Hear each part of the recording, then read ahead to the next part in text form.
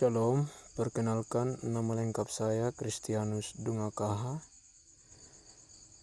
Saya adalah mahasiswa STT GKS Lewa, jurusan S1 Teologi Kependetaan, dan saya melaksanakan praktek PPL 2 di GKS Jemaat Karita Laumbak.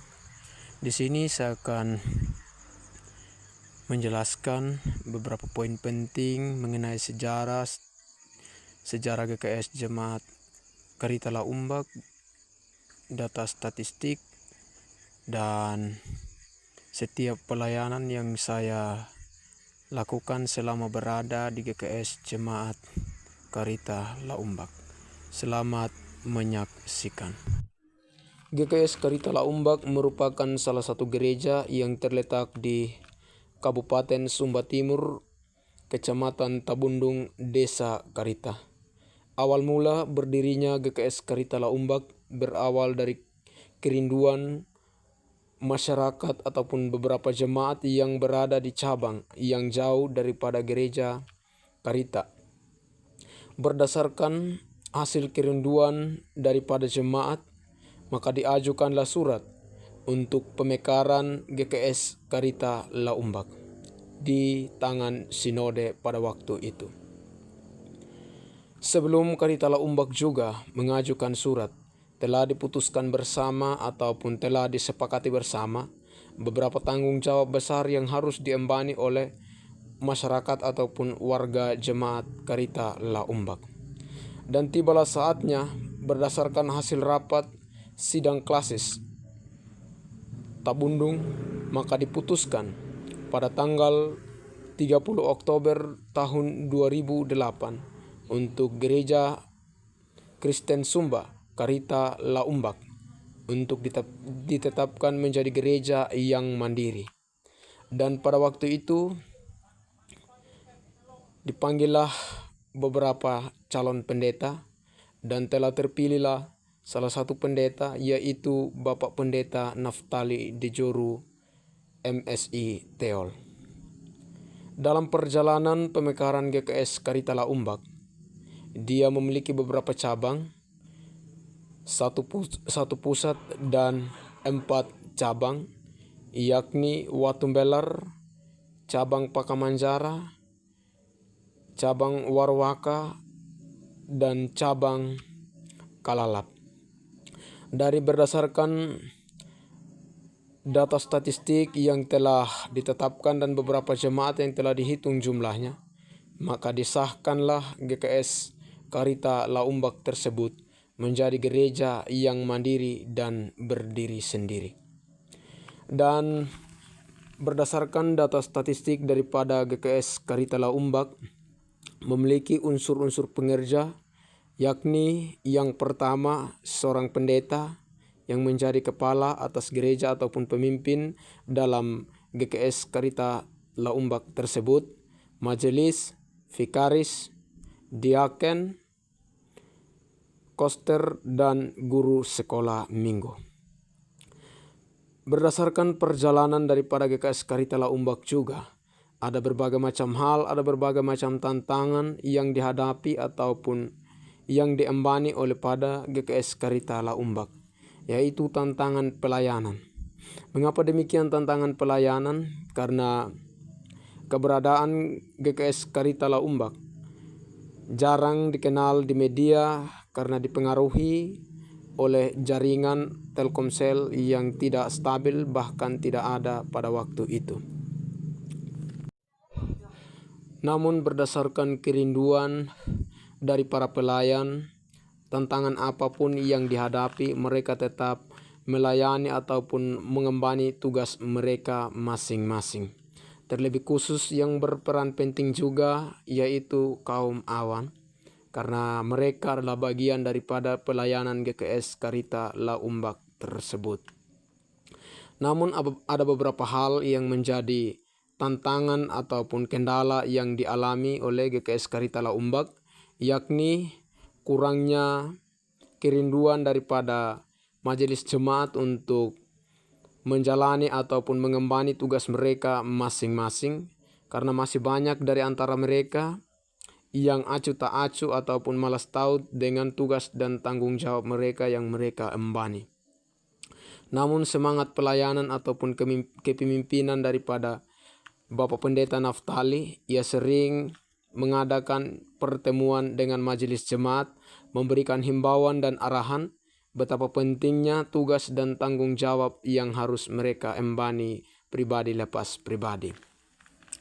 Dan tantangan lain juga, tingkat kehadiran warga jemaat di pusat memiliki tingkat kehadiran 50%, sedangkan di cabang-cabang memiliki tingkat kehadiran di bawah daripada 50%.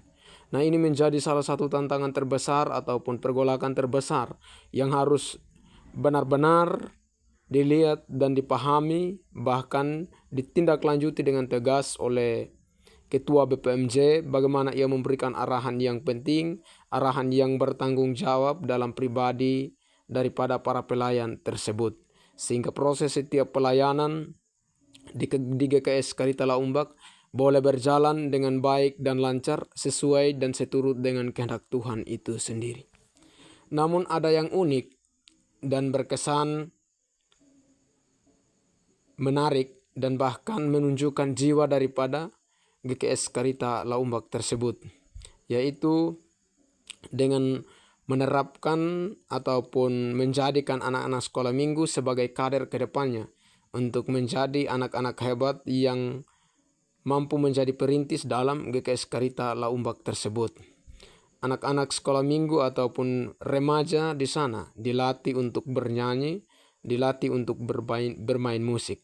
Nah, dan di situ juga merupakan sesuatu hal yang perlu dipertahankan dan merupakan sesuatu hal yang perlu ditekankan di dalam pribadi anak-anak tersebut, sehingga mentalitas daripada anak-anak bisa dilatih dan ke depannya ataupun dalam waktu dekat mereka bisa menjadi anak-anak hebat yang tampil luar biasa di hadapan masyarakat dan terlebih khusus di hadapan Tuhan itu sendiri. Dan yang menjadi peluang emas juga bagi GKS Karitala Umbak, yaitu lewat pelayanan-pelayanan yang dilakukan, yakni pelayanan PA, pelayanan syukuran, ibadah syukuran, dan berbagai macam pelayanan-pelayanan lainnya.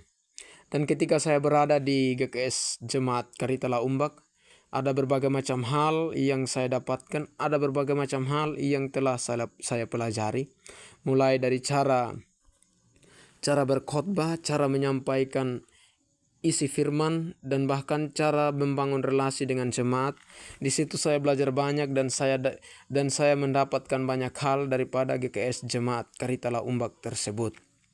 Dan puji Tuhan, saya mendapatkan pelayanan, berbagai macam pelayanan yang begitu berkesan, mulai dari pelayanan ibadah minggu setiap minggu, karena setiap minggu saya lakukan mulai dari pusat dan di setiap cabang.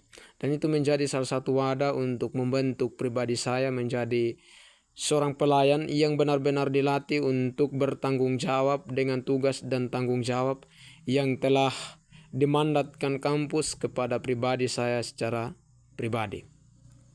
Ini menjadi hal yang sungguh berkesan dan luar biasa di dalam kehidupan saya, dan bahkan di dalam saya membangun relasi dengan masyarakat sekitar, bahkan dengan keluarga saya sendiri.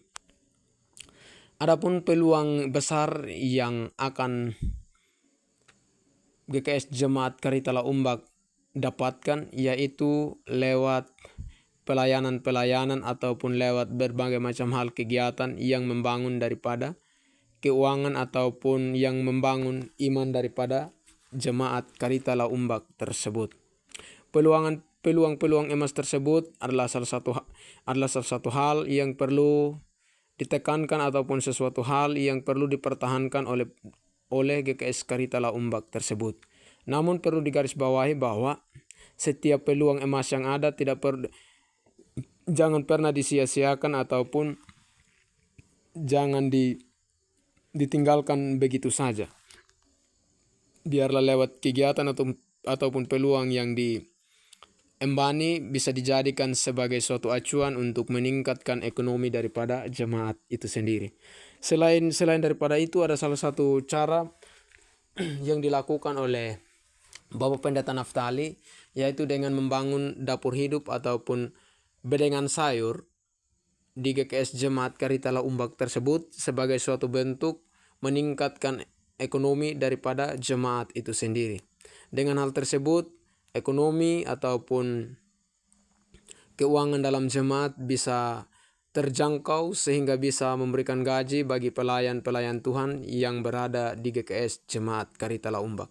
Dan akhir daripada penyampaian saya mengucapkan limpah terima kasih kepada GKS Jemaat Karitala Umbak yang boleh menerima saya dan yang boleh menjadikan saya salah satu mahasiswa yang dibentuk secara rohani dan yang dibentuk secara mentalitas. Dan biarlah setiap kegiatan pelayanan yang dilakukan oleh GKS Jemaat Karitala Umbak boleh berjalan dengan baik dan lancar oleh karena penyertaan Tuhan. Dan biarlah Jemaat Karitala Umbak menjadi salah satu jemaat yang tumbuh dan berkembang di dalam Kristus itu sendiri. Sekian dan terima kasih.